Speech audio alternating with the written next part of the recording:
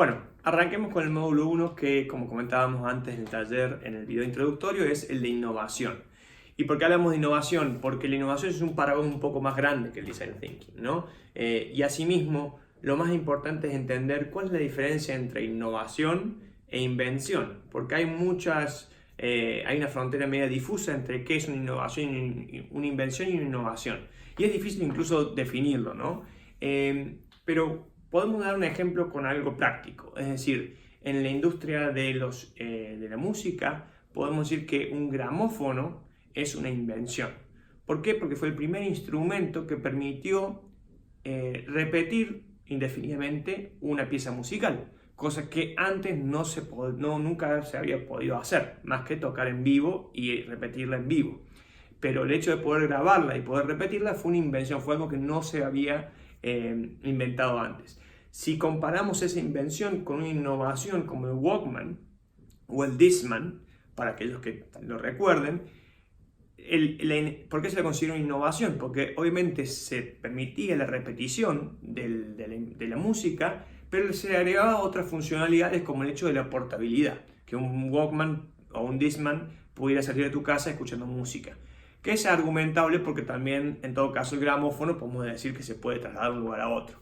Pero la innovación es cuando se le agregan funcionalidades, pero no se cambia el paradigma del producto. Es decir, el gramófono, la invención radica en la reproducción indefinida de una pieza musical, mientras que la innovación del Walkman o el Discman radicó en la posibilidad de vuelta de facilitar la transportabilidad. Lo que es importante más allá de la innovación y la invención, que las dos son importantísimas, es que está por encima de eso, y es la creatividad.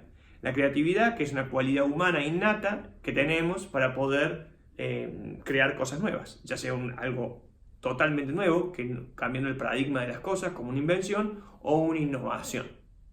Es decir, que tanto las dos, la invención como la innovación, son hijas de la creatividad, ¿sí? Y esa creatividad se alimenta. Todos somos creativos en mayor o en menor grado, pero se alimenta a partir de conocimiento y de ¿qué? De experimentar. Al experimentar con algo nuevo, uno aprende y uno crea y alimenta esa creatividad. Por eso es tan importante que si lo vemos en un triángulo, en un marco, es la invención e innovación abajo, la creatividad y por encima de la creatividad, la experimentación. El que falla y el que aprende jugando es el que va aumentando su capacidad de creatividad, de crear, digamos, ¿no? ¿Y dónde se implementa la creatividad como parte de esta innovación? Es a veces anecdótico pensar dónde se utilizan estas metodologías como el Design Thinking, que obviamente utiliza mucho la creatividad, y quieran o no se usa hasta en las cárceles. Hay un caso de una cárcel de Inglaterra donde se han utilizado, se han involucrado a personas que están presas por un delito de robar, por ejemplo, carteras, los involucran para poder diseñar una cartera antirrobo. Es decir, se toma lo que se llama el know-how, el conocimiento que tiene una persona especializada en el tema, como puede ser un ladrón de carteras, para poder diseñar una cartera que permita ser antirrobo. Pero también se implementa la creatividad e innovación en la cocina. Hay un chef muy famoso, Ferran Adrià, creo que se llama, catalán, donde más allá de ser uno de los chefs más importantes de un restaurante que fue muy famoso en la década del 90, creó su propio proceso de creatividad e innovación en la cocina. Entonces, esto es para reafirmar que la creatividad, como madre de la innovación e la invención, es aplicable en cualquier ámbito de la vida. Se ha aplicado a productos de diseño, obviamente. Hay una marca famosa italiana que se llama Alessi, que en la década del 80-90 identificó como una necesidad que todos los elementos de una cocina, los utensilios de una cocina eran muy aburridos, eran de madera, de metal, y le agregó un tono lúdico y implementó el plástico y revolucionó el significado de los productos de cocina, de ser funcionales a ser un poco más con un valor simbólico a la hora de adquirirlos. Pero si nos vamos incluso más atrás, Henry Ford también fue creativo. Henry Ford y el Ford T, el primer auto de la historia, también implementó creatividad. ¿Por qué? Porque no era viable comercialmente ofrecerle distintos colores de una gama de colores a los compradores. Entonces ideó todo una línea de montaje para que el auto sea solamente negro, ¿sí? Y la propaganda decía, puede elegir el color que usted quiera siempre y cuando sea negro. Pero bueno, al margen de la anécdota, es parte creativa el hecho de resolver un problema utilizando la creatividad, ¿sí? Ahora, como decíamos en el taller introductorio, en el video introductorio, la creatividad sin la racionalidad dificulta la innovación. Es decir, necesitamos un proceso racional de paso a paso para poder bajar esas ideas al campo de lo factible y lo viable y lo deseable. Entonces, es importante combinar habilidades de los dos lados, desde el punto de vista de la creatividad, del descubrimiento, de la observación, del cuestionamiento, de la experimentación, pero por otro lado, un proceso racional, una habilidad de entrega, es decir, de analizar, de planificar, de ejecutar detalladamente cada paso a paso, ¿sí? Es una combinación de ambas habilidades. ¿Qué impulsa la innovación? Y acá podemos tomar una perspectiva mucho más amplia en el tiempo como más actual. Vamos a hacer ambos ejercicios. Si pensamos desde el año 1900 en adelante, cuando arrancaba esa historia de esos momentos, lo que le necesitaba el ser humano era necesidad de transportarse o aumentar el transporte, facilitar el transporte. Nace el auto como principal motor de ese transporte. Pero mientras van pasando los años, y nos situamos en el año 1950, empieza a transformarse desde una necesidad a un deseo. Ahí aparece la primera tarjeta de crédito, valga la redundancia, digamos, ¿no? Donde empiezan a satisfacerse deseos que van más allá de necesidades básicas de los usuarios, y son deseos donde, bueno, la tarjeta de crédito se usa para comprar un televisor, aparecen los primeros televisores, la primera tarjeta de crédito y demás. Es decir, de satisfacer una necesidad se empieza a satisfacer un deseo en la década del 50, 1950. Y si nos adelantamos hasta hoy, eso, si bien está vigente, tenemos que satisfacer las necesidades y satisfacer los deseos, también está el tema de la conectividad. A partir de la digitalización del mundo, hoy la conectividad o conectarse es lo que tenemos que satisfacer. Yo conectarme con un pariente en otro país, o trabajar como trabajo conectándome con otra oficina de otro mundo, de otro país, otra región. Entonces, ¿cómo fue cambiando el paradigma de innovación de satisfacer necesidades a satisfacer deseos, que lo siguen haciendo, a satisfacer la conexión entre las personas? Esa es una manera de verlo, ¿no? Y podemos entender un ejemplo muy práctico, sería el del café. Como el café, como extraer el grano del café era una necesidad, digamos. A partir de ahí, la parte de deseo era crear un producto a partir del café. Puede ser el café de instantáneo, digamos, ¿no? Que fue un producto. De crear a brindar un servicio, que era irme a tomar un café a una esquina de un café. Pero finalmente, ahora ya pasamos la etapa de brindar un servicio y estamos en la parte de escenificar un servicio, como en el caso de Starbucks, ¿no? O cualquiera de estas cadenas donde ya no es solamente un café donde vas a sentarse y te sirven, sino que hay una escenificación de toda la experiencia de ir a tomar un café. Entonces, la innovación fue customizándose desde la necesidad al deseo, a la conexión, y por otro lado, la ventaja competitiva se iba comoditizando. Es decir, cuando yo diseñé un producto y ese producto ya está equiparable con mi competencia, tenía que innovar, pasé al servicio. Teníamos el servicio, tenía que innovar, pasé a la experiencia, como en el caso de Starbucks, ¿sí? Entonces es importante ver cómo la innovación es lo que empuja para poder diferenciarse de la competencia, ¿sí? De mis competidores.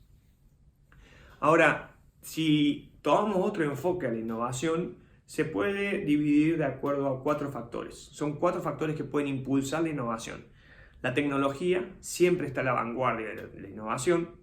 El mercado, cuando hablamos de mercado hablamos de los usuarios, también es una forma de que impulsa la innovación, otro tipo de innovación. El diseño, y ahí es donde entra el design thinking, lo vamos a ver en el próximo módulo, también tiene un factor importante de impulsar la innovación. Y la marca de mi producto, de mi servicio, etc. Pongamos un ejemplo claro, el ejemplo de la industria relojera. Hace 100 años el reloj era un elemento como una joya. No todos podían tener un reloj, digamos, ¿no? Era una tecnología que estaba, tecnología de cuarzo, originaria de la industria de Suiza, y estaba apuntado a un segmento que lo podía pagar, un segmento premium que se llama. Cuando empieza el auge de la tecnología en Asia, hay una nueva innovación, no tecnología de cuarzo, sino tecnología de LED y otras tecnologías digitales. es la industria asiática, no la industria suiza, y empieza a apuntar a otro segmento, que es el segmento más medio-bajo, porque el reloj deja de ser un elemento de joya y pasa a ser algo más asequible para el ser humano, para los consumidores. Entonces la tecnología sí impulsa innovación, a veces disruptiva, de una tecnología de cuarzo muy antigua, muy posicionada en un segmento muy alto, a una tecnología más asequible y posicionada a otro segmento dentro de los usuarios. Entonces la tecnología impulsa. Pero el mercado o los usuarios también impulsan. Cuando nosotros escuchamos la necesidad de los usuarios, hay veces que, volviendo al caso, al ejemplo del reloj, había industrias que utilizaban la tecnología nueva, es decir, el LED u otra tecnología digital, pero seguían adoptando rasgos de diseño de la tecnología de cuarzo. Entonces adaptaban un diseño muy con el formato morfológico de un reloj suizo, pero con la tecnología de cuarzo, de Asia, de LED. Y otros que utilizaban y seguían innovando sobre la tecnología LED, pero con el feedback o los comentarios que le dan los usuarios. Y así la marca Casio pasa de ser un reloj digital a casi ser una herramienta, porque tenía calculadora, alarma y demás. Entonces, el mercado también puede impulsar la innovación cuando uno escucha la necesidad de los usuarios. Pero después pasamos al ejemplo del diseño. El diseño también impulsa, y el ejemplo más claro de esto es Swatch. Todos conocerán la marca Swatch de relojes, que es suiza, y que al ver que la industria relojera en Suiza iba en picada libre, sale con una nueva marca o un nuevo formato de diseño donde simplifica todos los mecanismos internos del reloj, abarata costos, pero no copia el lenguaje formal de la industria asiática, sino que le da un tono nuevo de colores vivos al producto, al reloj. Incluso el director, el CEO, el CEO de la empresa Swatch comentaba: si todo el mundo o todos los hombres tienen 40 corbatas para combinar, ¿por qué no pueden tener 40 distintos relojes? Digamos, ¿no? Entonces, el diseño también impulsa la innovación cambiando el significado. Ya no es un elemento de joya, ya no es una herramienta, sino que el reloj va a ser un elemento fashion dentro de la vestimenta de los usuarios. Y finalmente la marca también impulsa la innovación, porque lo que logró Swatch a partir del diseño es crear una marca que hasta el día de hoy es vigente y le marca la cancha a otras marcas que quieren copiar. Pueden ponerle todos los colores que quieran, pero si no está la marca Swatch en el reloj, no tiene el mismo valor, o uno no paga lo mismo por un Swatch que por otra marca, que puede ser de cualquier mercado, pero que no tiene ese valor de marca como lo tuvo Swatch, digamos, ¿no? En ese sentido, les recomiendo ver el comercial de Nikon, Nikon, que es la marca de cámara de fotografía, que se llama el comercial I Am, y latina AM, separado. Y ahí es importante, cuando lo vean cómo la marca, a partir de un comercial, no muestra el producto, sino muestra lo que captura ese producto. Momentos, fotos de momentos especiales, bajo ciertos efectos climáticos y demás, ¿sí? Entonces, esos 4 factores, la tecnología, el mercado de los usuarios, el diseño y la marca, pueden impulsar innovación. Dependiendo en cuál utilicemos o en cuál nos enfoquemos, esa innovación puede ser lo que llamamos incremental o disruptivo radical. La diferencia es, el incremental le va sumando atributos o funcionalidades a un producto para mantenerse al nivel de competencia, y es menos riesgoso, porque estoy haciendo algo que no sé cómo hacerlo, versus la innovación disruptivo radical, que es tomar un margen de tiempo mucho mayor y cambiar el paradigma del producto, ¿sí? Entonces, así como Swatch cambió el paradigma del producto en el sentido de decir, no es un reloj, no es una joya, ni una herramienta, es un elemento fashion. Entonces, después lo van a ver en la guía de estudio, la innovación puede ser incremental cuando avanzo a pequeños pasos, o disruptiva cuando realmente cambio el paradigma de una necesidad a partir de un producto. Las innovaciones radicales, son aquellas donde una tecnología disruptiva, porque nace de la tecnología, encuentra una manera de satisfacer una necesidad con otro formato de producto que era desconocido por los usuarios anteriormente, ¿sí? Y van a ver después en la guía cómo el diseño, y hago foco en el diseño porque es parte del design thinking, ayuda a cambiar el significado de ese producto, ¿sí?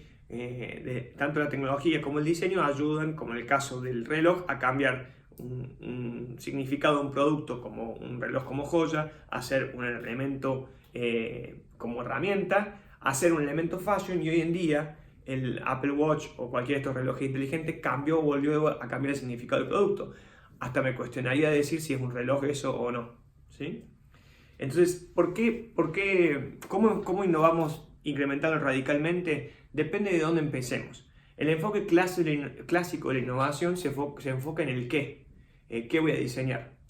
Pero es muy distinto empezar por el cómo y después por el por qué. ¿Por qué diseño o por qué innovo lo que innovo? Y voy a dar un ejemplo de la industria de consolas de juego, donde tenemos la PlayStation, como la Xbox quizás, pero tenemos la Wii, la Nintendo Wii. En su momento, si ponemos un ejemplo del por qué, el cómo y el qué son los atributos físicos del producto. Podríamos decir que la consola de la PlayStation es negra y la consola de la PlayStation de la Nintendo Wii es blanca.